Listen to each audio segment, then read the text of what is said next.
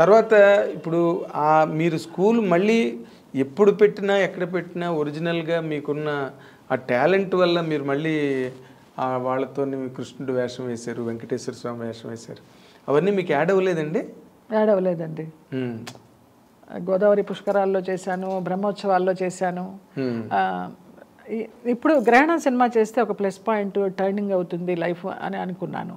ఏమీ లేదు. అతనే మీకు మళ్ళీ వేషాలు ఇవ్వలేదు? మోహన్ కృష్ణ నేను ఫోన్ చేసి అడుగుతాను, నేను ఏ కృష్ణ నాకు ఇన్ని సినిమాలు చేస్తున్నారు, ఇంతమంది పెద్ద ప్యాడింగ్ పెట్టుకుని నాకు వేషం లేదా అంటే, నేను ఆర్టిస్ట్ని కాదా అని అడుగుతాను. అయ్యో అమ్మ, ఒక గ్రహణం లాంటి క్యారెక్టర్ మీరు చేసిన తర్వాత మీకు ఆ స్థాయికి మించిన పాత్ర ఇవ్వాలి, కానీ నేను ఎట్లా పడితే అట్లా క్యారెక్టర్లు ఇవ్వలేను అన్నాడు.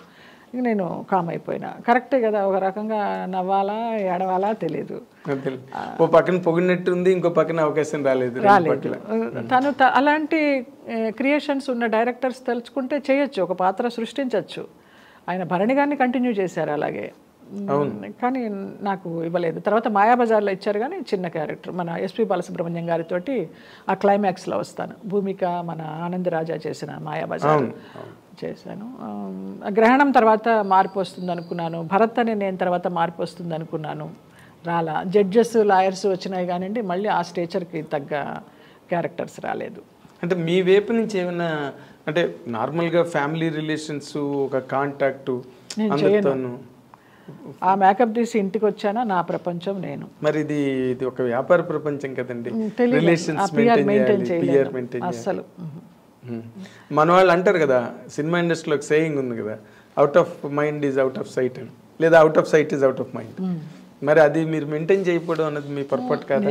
ఏమో, అదే శరత్ బాబు గారు అంటూ ఉంటారు, మనం తినే ప్రతి బియ్యపు గింజ మీద ఎవరి పేరు రాసి ఉంటుందో వాళ్ళే తింటారు. ఆయన అలాగే కూర్చున్నాడులేండి జీవితంతో, ఆయన అడిగితేనే. లేదు, ఆయన చేశారు చక్కగా. అంటే ఆయనగా పడిపోయి అడిగి చేయలేదు, కానీ ఆయన దగ్గరికి వచ్చిన క్యారెక్టర్లు. అలాగే చేసే ప్రతి పాత్ర మీద మన పేరు రాసి ఉండాలి అనేవారు. అదొకటి నమ్ముతా, కరెక్టే. మనం అడవిలో కూర్చున్నా తీసుకొచ్చి మంచి వేషం వేయించే సందర్భం ఉండొచ్చు, మనం వాళ్ళు ఎదుర్కొంటా కూర్చున్నా కూడా ఇవ్వని సందర్భాలు ఉండొచ్చు. ఓకే, అది.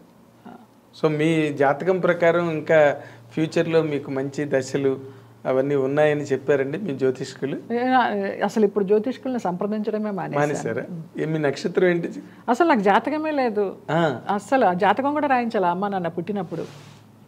గుడివాడలో పుట్టాను. ఫోటో పెట్టుకోవాలండి, పెట్టుకున్నారా ఇంట్లో అమ్మ నాన్నది? చాలా గుడ్డి జ్ఞాపకం చెప్తుంది అమ్మ. అమావాస్యకి 3 రోజుల ముందర పుట్టావు, శనివారం పుట్టావు అని చెప్తుంది, కానీ అసలు ఏమో తెలియదు. జాతకం లేదండి ఇంతవరకు. నేను ఏదో ఫేస్ రీడింగ్ అలాగా చేయి చూసి చెప్పిన వాళ్ళే కానివ్వండి, నాడి జాతకం ఏదో వైదీశ్వరన్ కోయిల్ అలాంటి వాటిలో వెళ్ళిందే కానీ జాతకం లేదు. జూలై 5th అనేది కూడా నా పుట్టినరోజు ఎలా వచ్చిందంటే అది కూడా తెలియదు. ఆ బళ్ళో వేసిన రోజు నీ పేరేంటమ్మా అంటే నా పేరు లలిత. అంతకు ముందనే కథానాయకుడు చూశాను, జయలలిత, ఎన్టీ రామారావు గారి మూవీ.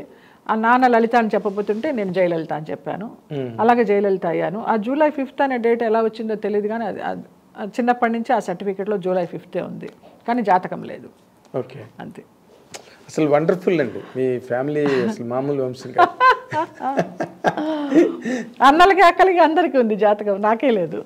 అసలు ఇది నిజంగా మీరు ఏడవలసిన సందర్భం అంటూ ఉంటే ఇది తక్కువ ఏం అక్కల. ఎందుకంటే మీరు బోల్డ్గా ఎదుర్కొన్నారు, బోల్డ్గా నిలబడ్డారు, ప్రతి దాన్ని ఛాలెంజ్గా తీసుకున్నారు. మీరు మీ లైఫ్ని గేమ్గా తీసుకున్నారు, ఛాలెంజ్గా తీసుకున్నారండి? రెండు తీసుకోవాలి. అసలు ఆ గేమ్ ఛాలెంజ్ రెండు తెలియదు, రెండు లేవు. అదో మానన్న మీరు సాఫీగా వెళ్ళిపోతుందా? ఇప్పుడు మీతో కూర్చొని ఆనందంగా మాట్లాడానా, నైట్ వెళ్ళి తిన్నానా, నిద్రపోయినా, పొద్దున ఆరోగ్యంగా లేచానా, ఇంతే. నేను ఇద్దరిని చూశానండి, బాలు గారు, ఎస్పి బాలసుబ్రహ్మణ్యం గారు, మీరు డైరెక్ట్గా మీడియాలో ధైర్యంగా yes I'm a social drinker, నేను అందరితో నేను చెప్పానేమన్నా, అందుకే చెప్పాను మీ ఇద్దరే తక్కువాళ్ళు ఎవరు. ఆడుకుంటాను, డ్రింక్ చేస్తాను, చక్కగా విహారయాత్రలు చేస్తాను, భక్తి యాత్రలు చేస్తాను, అన్నీ ఉన్నాయి, అన్ని కోణాలు ఉన్నాయి నాకు. All in one. నా ఇష్టం, నాకు సొసైటీకి సమాధానం చెప్పాల్సిన అవసరం లేదు.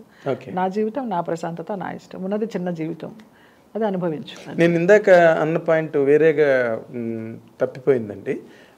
మీరు మంచి ప్రైమ్లో ఉన్నారు, మొదటి మ్యారేజ్ ఫెయిల్ అయినప్పటికీ కూడా తర్వాత మంచి ప్రైమ్లో ఉన్నారు, చాలా బ్యూటిఫుల్గా ఉండేవారు, and you're a busy actress all the while.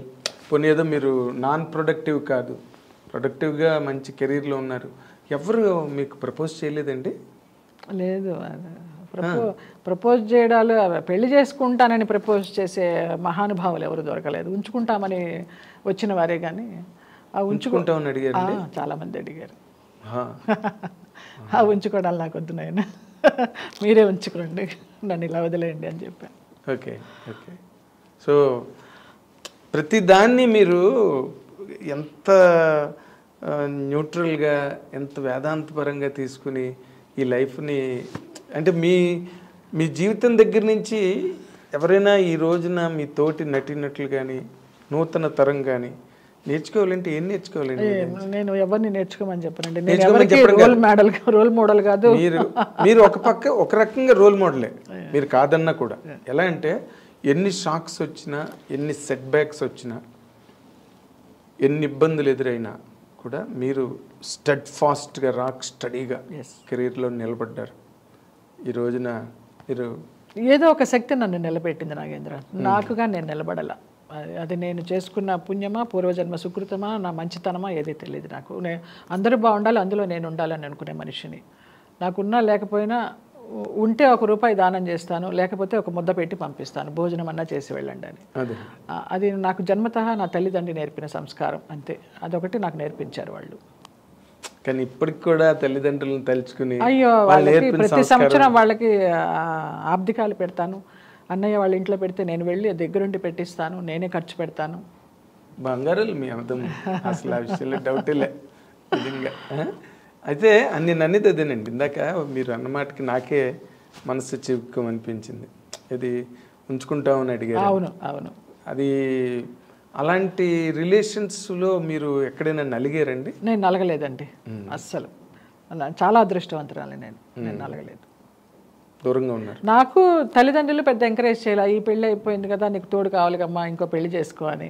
నాకు ఆలోచన రాలేదు. వాళ్ళు ఎందుకు చెప్తారు, మీకు తోడు ఉంటే మళ్ళీ వాళ్ళు ఎక్కడ దూరం అయిపోతారు? అలాంటి వ్యక్తి తారసపడలేదు, ఇంకా ఆలోచన లేదు మైండ్లో. సో అన్నిటికీ దూరంగా ఒక ఘనీభవించిన పదార్థంలా అలా ఎలా ఉండగలుగుతున్నారండి? ప్రశాంతంగా ఉన్నాను. ప్రశాంతంగా, చాలా గ్రేట్. ఇప్పుడు ఈ టీవీ సీరియల్స్లోకి వచ్చిన తర్వాత మళ్ళీ కొంచెం మీరు కలివిడిగా ఉన్నాను. ఇప్పుడు టీవీ సీరియల్స్ కూడా ఏమి లేవండి, అన్ని మానేసేసాను. ఏం చేయడల్లా. ప్రేమంత మధురం 3 yearsగా చేశాను, ఇప్పుడు అది కూడా మానేశాను. ఇంకా రెగ్యులర్ సీరియల్స్ వచ్చినా ఒప్పుకునే ఇదిలో లేను, చాకరీ చేయలేను. చాలా టెన్షన్ అది. ఏదైనా గెస్ట్గా అన్నపూర్ణ వాళ్ళు పిలుస్తూ ఉంటారు త్రినయనిలో, నాకు చాలా హాయిగా అనిపిస్తుంది. ఆ సెట్ పాజిటివ్గా అనిపిస్తుంది, అక్కడికి వెళ్తాను. వాళ్ళదే మావారి మాస్టర్ ఉంది, అక్కడ పనిచేస్తాను. గెస్ట్ ఇప్పుడైనా రెమ్యూనరేషన్ ఏమైనా పెంచారా, లేకపోతే వాళ్ళు ఏముండదు, నేను చాలా రీజనబుల్గా అడుగుతాను. సినిమా అయితే పర్ డే ఎంత, సీరియల్ అయితే పర్ డే ఎంత, వాళ్ళు సంతోషంగానే ఇస్తారు. అమ్మ అంత నాకు కొంచెం తగ్గించండి అమ్మ అని ఎవరు అడగరు. అంటే తగ్గించేలాగా నేను మాట్లాడను, అంత హైలో అడగను. నాకు ఏది కావాలో అదే అడుగుతాను. ఎందుకంటే ఇవాళ రేపు టీవీ సీరియల్స్లో యాక్ట్ చేసేవాళ్ళు మామూలుగా చిన్న 1-2 సీరియల్స్లో వచ్చిన వాళ్ళే చాలా డిమాండ్ చేస్తున్నారు. నేను చూస్తున్నా నా కళ్ళ ముందర. మా పిల్లలందరూ పనిచేస్తూ ఉంటారు కదా, అసలు ఏం మాట్లాడతారో వాళ్ళు. అసలు ఇంత కూడా మొహమాటం లేకుండా కాస్ట్యూమ్స్ ఇవ్వండి, ఏదన్నా మంచి అకేషను అంటే మాకు కాస్ట్యూమ్స్ ఇవ్వండి, మేము కొనుక్కోం అంటారు. డిమాండ్ చేసి తీసుకుంటారు. అవును, ఇచ్చేవాళ్ళు కూడా ఛానల్ వాళ్ళు కొంతమందికి అలాగే ఇస్తున్నారు. అంటే మరి ఇంకా తప్పనిసరి పరిస్థితులు కదండి, ప్రొడ్యూసరు అవాయిడ్ చేస్తారు. నేను ఎప్పుడు అలాగా డిమాండ్ చేయలేదు. మీరు ఎవరిని డిమాండ్ చేయలేదు, అందుకే అడిగాను ప్రత్యేకంగా. ఇప్పుడైనా అడుగుతున్నారా, లేకపోతే ఇప్పుడు కూడా వాళ్ళు ఏం లేదు, రీజనబుల్ అమౌంట్స్. పోన్లేండి, సంతోషం. ఇదొక్కటి ఇప్పటి వరకు మీరు మాట్లాడిన దానిలో సంతోషం కలిగించే విషయం ఇదొకటి ఏంటంటే, నేను అడుగుతున్నాను నాకు ఇంత కావాలి అని అడుగుతున్నాను. లేదు.